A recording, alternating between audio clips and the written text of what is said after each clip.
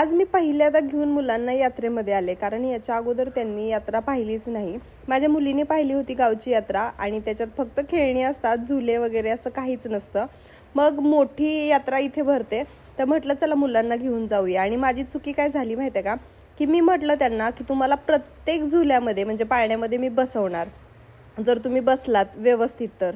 आणि मला तर पूर्णपणे लुटून टाकलं. म्हणजे मला वाटलं की घाबरतील पहिल्या याच्यामध्ये, पण अजिबात घाबरली नाही. एनर्जी आणि नंतर पाळण्यातनं तर उतरताना असे उतरत होते ना, की जणू काही काहीच झालं नाही यांना. म्हणजे मोठे मोठे पाळणे बघून मला चक्कर आल्यासारखे होत होते आणि यांना काहीच झालं नाही. मीच घाबरत होते आणि अशा छोट्या मोठ्या ह्याच्यात मी बसले आणि हे 2-2 वेळा या मोठ्या मोठ्या पाळण्यात बसले. म्हणजे काय बोलावं या मुलांना. तुमची पण मुलं अशीच आहेत का? फुल एन्जॉय केला. माझा खर्च झाला, पण असू द्या, इतके वर्ष झालं मी कधीच यात्रेत घेऊन गेले नाही, म्हणून तो चालतोय. आणि असा होता हा यात्रेचा अनुभव.